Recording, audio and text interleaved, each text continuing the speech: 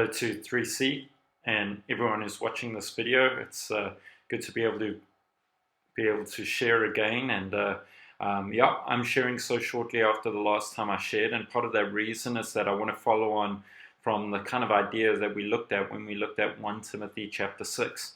So you might want to, if you haven't seen that, go back and take a look at it. It will set some context. Otherwise, you'll still be able to follow along.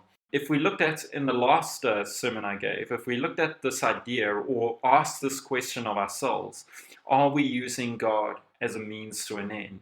Then what we want to do today is we want to follow on that with asking the question, are we using people as a means to an end? And you see this inescapable link, this inescapable connection between our relationship with God and our relationship with people. We just can't get away with it. What we think about God, how we relate with God, how we walk with God, is ultimately going to affect what we think about people and how we have relationship with people. And so that is what we want to look at. And the passage that has just been read, the Matthew 22 passage, is this interesting passage. It has this scribe, this teacher of the law, coming to Jesus and asking him a question. What is the greatest command? An interesting question. Jesus answers it in two parts, which is surprising in and of itself. But he answers, the first part is the obvious part, the part that probably everyone was expecting. It's the part that comes from a passage in Scripture called the Shema, from Deuteronomy chapter 6. And it's a passage that the scribe, the teacher of the law, that would have asked Jesus this question, he would have prayed this passage multiple times every single day of his life. And in this passage is this: you shall love the Lord your God with all your heart, mind, soul, and strength. And so Jesus answers the obvious part. But then he adds a second part. And the second part is not as obvious. It may seem obvious to us now, but it's not as obvious because that command comes from an obscure passage in the middle of Leviticus that probably a lot of us have never even read. And that is the command to love neighbor as yourself. But what Jesus is essentially, his answer does, is it leaves us still asking the question, so which is the greatest command? Tim Mackey answers, kind of sums up this kind of tension in this way. Tim Mackey says, so which is the most important, loving God or loving neighbor? The answer is yes. To ask the question means you don't get it. For Jesus, there are two sides of the same coin. Your love for God will be expressed by your love for people, and vice versa. They are inseparable. Basically, our love for God or our spirituality cannot be disconnected from our love for people. The way we relate with God cannot be disconnected from the way that we relate with people. They are inseparable. In fact, John, in his first letter, says this. He says, how can you say that you love God when you do not love your brother? What is he doing? He's emphasizing this fact that you cannot separate the two. You cannot separate the loving God from loving people. John goes on to help us understand this a little bit better. And he goes on and he says this. He says, we love because he first loved us. Now, if you could imagine dropping a rock in the middle of a pond, when you drop that rock in the middle of the pond, what happens is there's this ripple effect that happens. The ripple starts from where the rock is being dropped, and then it increases outwards and outwards and outwards until eventually the ripples hit the edge of the pond. This rock dropped in the middle of the pond affects the whole thing. It is like John is telling us this, that true spirituality is a ripple effect. God's love has come into us. It is the rock dropped in the center of the pond. It is Christ crucified. And because he loves us, it changes our love for ourselves, our love for our neighbor. And if our discipleship is maturing, ultimately our love for enemy. In fact, I think as we go through the New Testament, we start to see that the whole of the New Testament is essentially, in many ways, just an exposition of this ripple effect. It is an exposition of this movement, of the movement of God's love towards us through Christ, and then our love for our neighbor and enemy.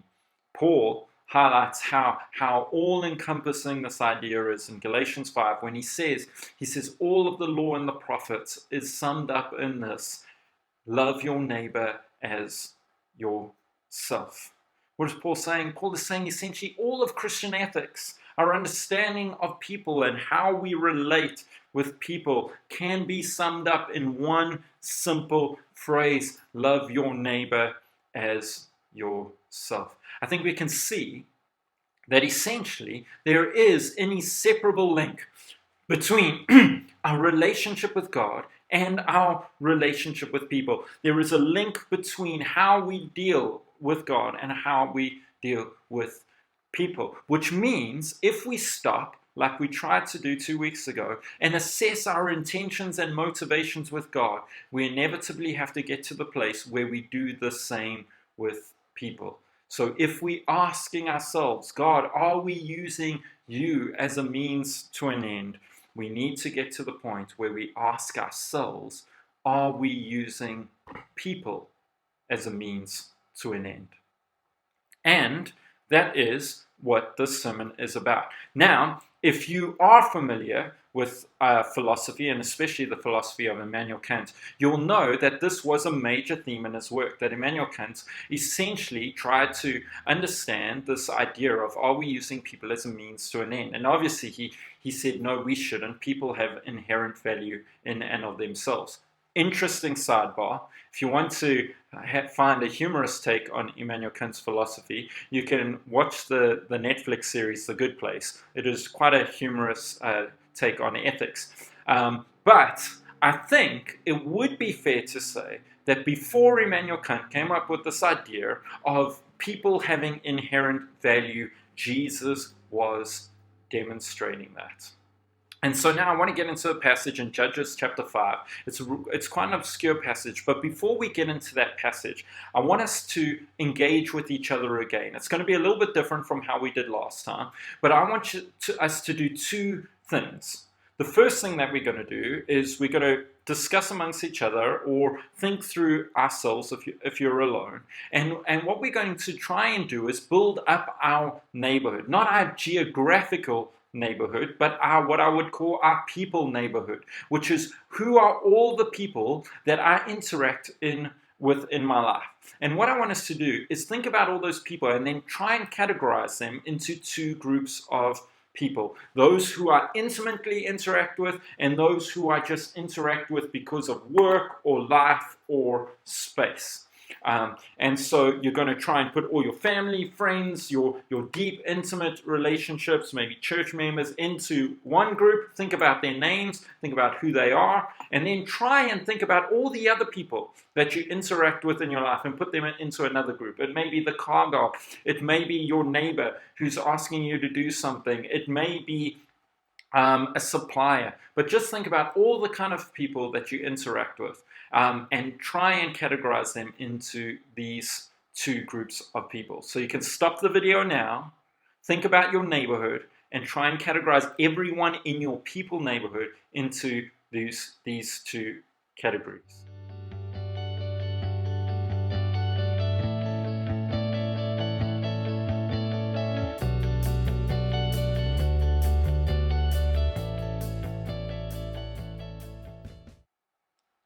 Okay, welcome back. I hope you've managed to build up your neighborhood in some way. Now that you've built up your neighborhood, the second part that I want you to do is to think about all the ways that you impact and that they impact your life, or what you benefit from those people and how they benefit from you. So in your intimate relationships, how do you benefit from your family and friends? And how do you benefit them? Maybe you provide, maybe you give friendship, maybe from them you get counsel and help and provision, or whatever it may be. And then other people, from the teller. You benefit from their service, from their help, or but I want you just to start to think about your neighborhood and think about how everyone in your people neighborhood contributes to your life and how your life contributes to theirs. So you can stop for a moment, think about this, think about all the different kind of groups of people. Some will obviously contribute more, some less, etc., etc. But just stop for a moment, because we want to kind of build a view of what our neighborhood looks like and what our life is giving to and receiving from our people neighborhood.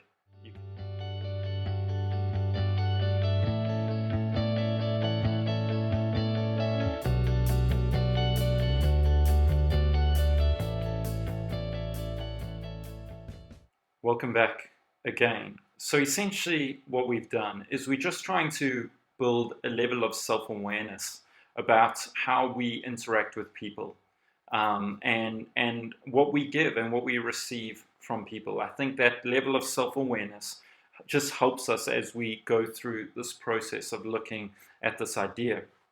So I want to get to Judges 5, verse 28 to 30, and it goes like this. I'm reading this passage from the NLT. It says, "From the window, Sisera's mother looked out. Through the window, she watched for his return, saying, 'Why is his chariot so long in coming? Why don't we hear the sound of chariot wheels?' Her wise woman answer, and she repeats these words to herself. They must be dividing the captured plunder, with a woman or two for every man. There will be colorful robes for Sisera, and colorful embroidered robes for me. Yes, the plunder will include colorful robes embroidered on both sides." Now, this is quite an obscure passage, and one that you're probably wondering, what does this have to do with this sermon? But let's give a little bit of context. Judges 4 and 5 is the story of Deborah and Barak and Israel taking on Sisera's armies. And in the end, a woman called Jael, a woman of the tents, who drives a peg through Sisera's head, so he dies. We get to chapter 5, and this is the victory song. It's called the Song of Deborah. And as this victory song goes on, it gets to this point where we essentially look at Sisera's mother.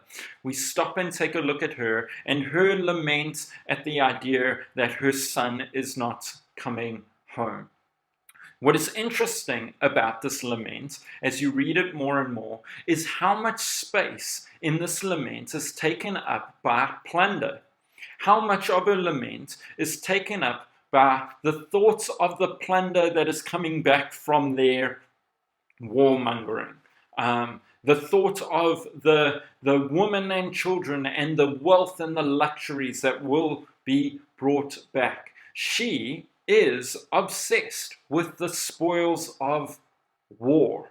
What is also doubly interesting is that not only is she obsessed with the spoils of war, but she's obsessed with what she is going to receive. It's the only thing that is repeated twice. She says, "They are going to bring home colorful embroidered robes for me." Yes, she repeats, the plunder will include colorful robes embroidered on both sides.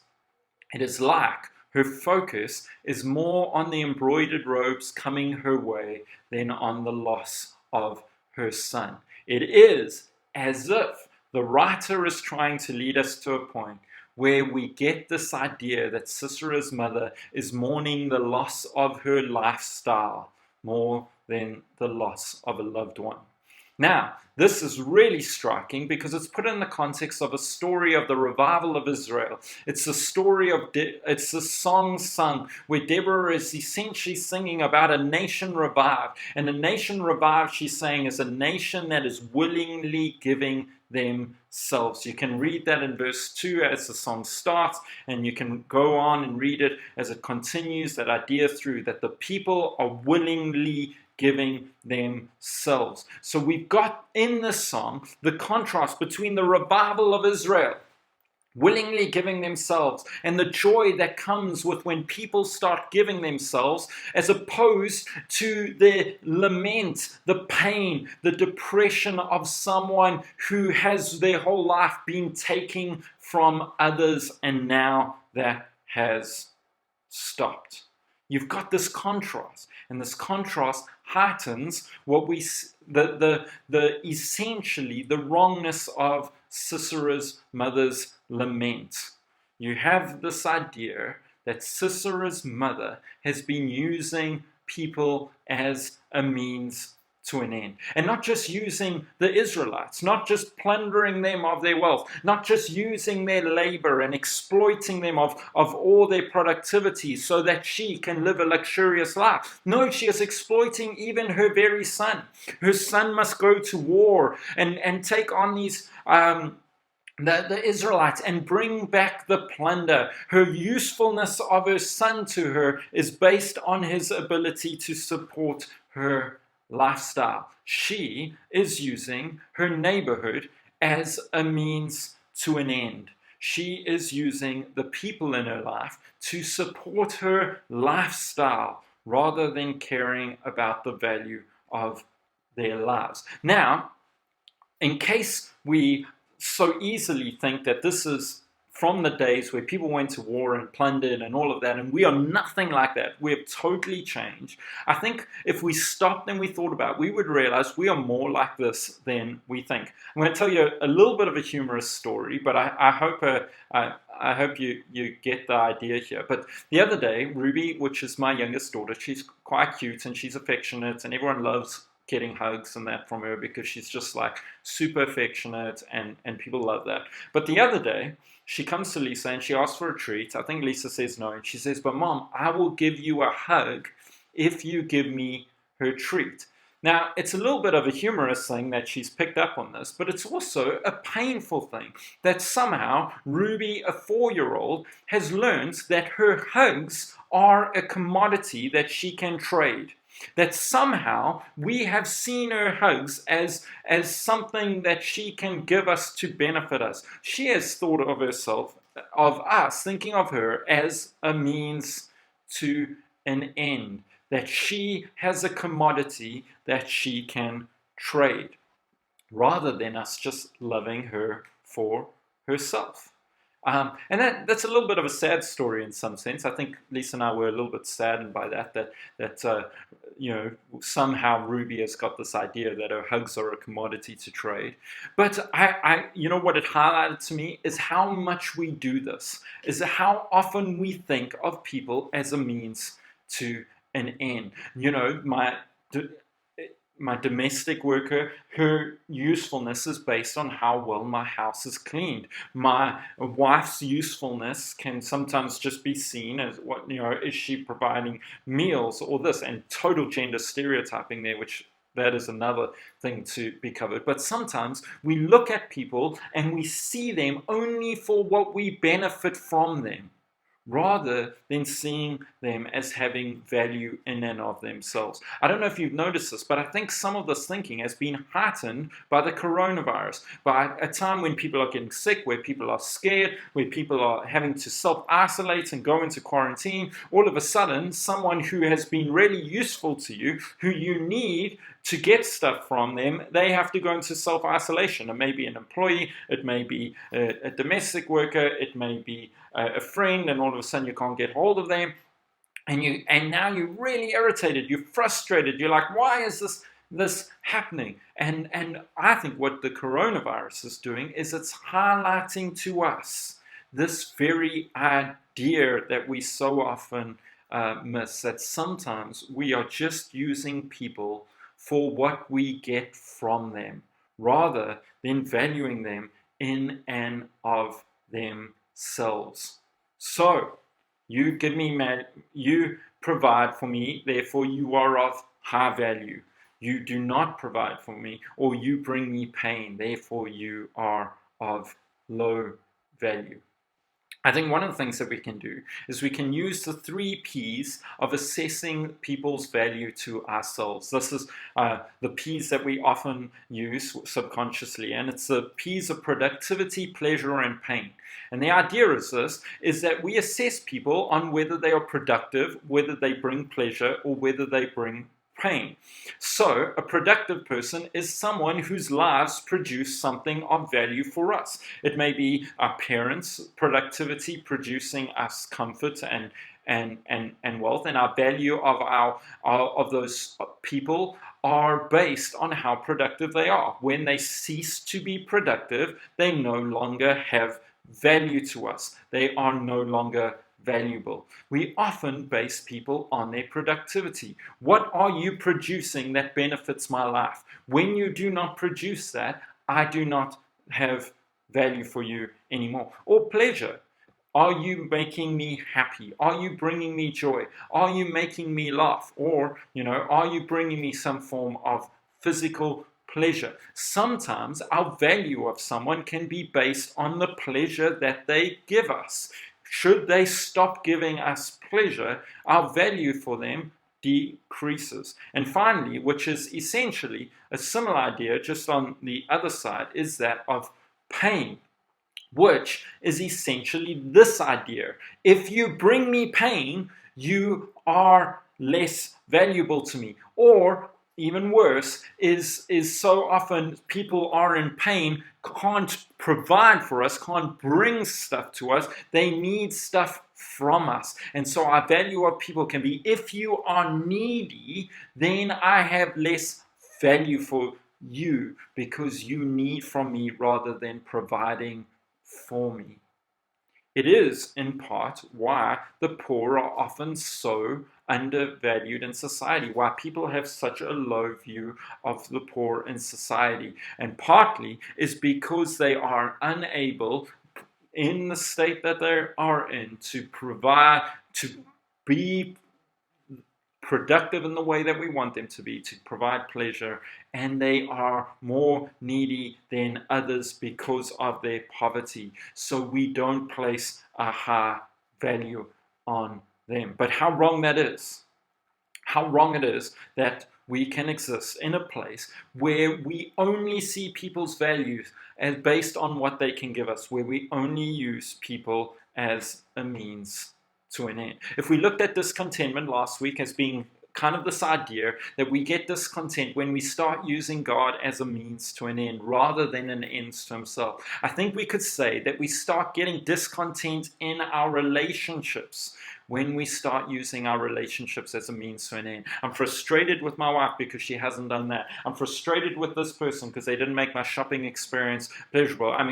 I'm frustrated with the car guard because of this reason. I'm frustrated with my parents because of that. We have this discontentment in our relationship that's built up partly because we see them as having to provide for us. And when they don't provide, when they don't give us what we want, we begin to be frustrated. We commodify people based on what they can give us.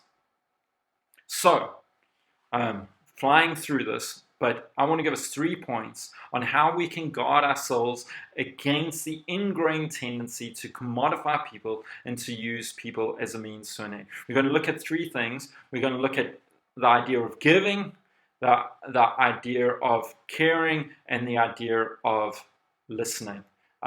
So, point number 1, giving. What's gone on here is Israel has gone through a revival. That's what this song is about. But it's not just any revival. It's a revival of the people giving themselves. They have renewed their loyalty to God and their loyalty to their fellow people, to their neighbor. They've renewed this loyalty. And this is contrasted in the song, contrasted against Sisera's mother, and essentially Sisera's nation, which is a nation of getting, a nation of exploiting. And essentially what this passage is highlighting is it's highlighting how the call to live a godly life is to live a life of giving, of generosity. One of the ways that we guard ourselves against the commodification of people and using people as a means to an end is that we learn to live a giving life rather than a getting life. We essentially have to start changing our minds about the view of our lives. If, as we did 2 weeks ago, we started to picture this vision of the good life. And if our vision of the good life just revolved around things like comfort and what we can get and the stuff around us, if it just involves that, we can easily use people as a means to getting our vision of the good life. But if we do change our mind, repent essentially, and begin to understand that at the heart of our Christian message is a life of generosity, a life of outward giving, a life of giving ourselves to people, I think we will begin to guard ourselves against using people as a means to an end. Our vision of the good life in the life of faith is a life of outward generosity, of giving our lives to God and people. Now, the second point is that if we want to guard ourselves against using people as a means to an end, we have to learn to start caring for people. Wrapped up in this definition of love is the very idea of caring for the well-being of the thing that you love. So essentially, what we love, we care for its well-being. The stuff that we value, the stuff we care the most for. Now, if discipleship is essentially this ripple effect, if a major part of our discipleship is essentially growing in this ripple effect of God's love coming into us and rippling ever increasingly outwards, what that means is that ultimately our concern, our care for the well-being of people needs to increase outwards from ourselves to our most intimate family and friends, and ultimately to those in our neighborhood. The way that we guard ourselves against the commodification of people is essentially about caring for their well-being rather than just caring for what we can get from them. There is something deeply wrong, and maybe my answer is super simplistic here, or my thoughts are super simplistic here, but there is something deeply wrong about when you read about all these publicly traded companies that retrench thousands of people and still record these massive amounts of profit at the end of the year. At some point, we have to ask ourselves, are we genuinely caring about the well-being of the people in our neighborhood? Wendell Berry, in an interesting interview, talks about the Amish, and he says this interesting thing about the Amish, which I found deeply challenging. He says the Amish have this thing when they start to adapt to, or they have this conversation whenever they're about to take on a new technology. Now, I don't want to be Amish. I run an e-commerce company, so we rely on technology. My company wouldn't exist if I wasn't progressive in my view of technology. So I'm not saying that. But what the Amish do, which I think is really profound, is they ask themselves a question before they embrace any new technology. And the question they ask is, will this technology put my neighbor out of a job? And if this technology puts my neighbor out of a job, then embracing this technology does no longer cause me to love my neighbor. Radical thought, but an interesting thought as we consider how can we stop ourselves from commodifying people, is we have to ask ourselves that question.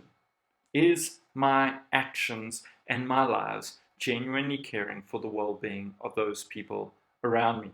And then the third thing that we can do is we can learn to listen. In the Bible, we get the shocking revelation that God is a God who listens. I mean, the King of Kings, the Lord of Lords, the superior one is the one who listens. We read in the Bible that he is not just a king who commands, but he is a God who listens. It says in Isaiah, his ear is not so dull that it cannot hear. It says in Exodus that he is the God who hears the cry of his people. And then when we look at Jesus, we see Jesus being stopped in his tracks by the calls of a man called Bartimaeus. You see, what listening does is listening shows value. I don't know if you notice about this, but we give the least amount of time to those who we see as the least valuable. A CEO is not going to spend hours with the janitor. No, but because we give our ears to those who we value the most. But I think the way that we could learn to care, the way that we could learn to give ourselves, is by learning to listen, by hearing people's stories, by hearing their pains, their difficulties, their joys, their dreams. As we learn to listen, I think it helps us stop using people as a means to an end. It's a lot easier to devalue someone when you do not know their story. Have you ever stopped to think about what your employees' dreams are, what your kids' dreams are? Have you ever asked your domestic worker what they really hope to be doing with their life? For surely their aim in life is not just to be your domestic worker. As we listen, as we care for the well-being of people, and as we learn to give our lives, I think we guard ourselves against the commodification of people. We guard ourselves against using people as a means to an end.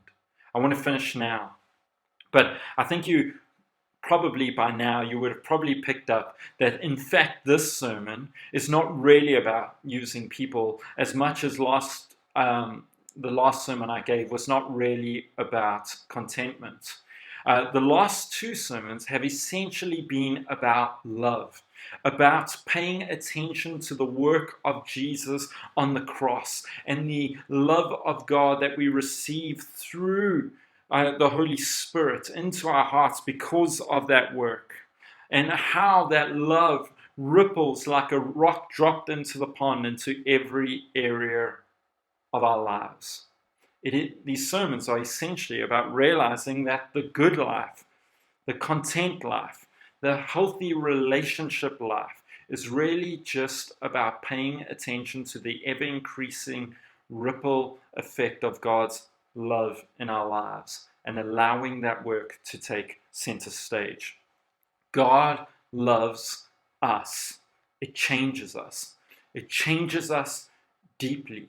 It challenges our view of ourselves, our view of God, our view of neighbor, and our view of enemy. Ultimately, if we get that love of God, if we understand it, if we are moved by it, ultimately, as we've seen, it's going to ripple ever increasingly outwards so that we love God, neighbor, and enemy, that we stop using them as a means for our own gain and we start valuing them like love genuinely does. God bless 3C. I hope this and the last message has helped you, and I hope that as you ponder on it, that it will cause us to turn to Christ, His work, and allow His work to cause the wells of love to flow from us and out of us, and ever increasingly out of us until it flows freely even to our enemy. God bless. Have a good Sunday.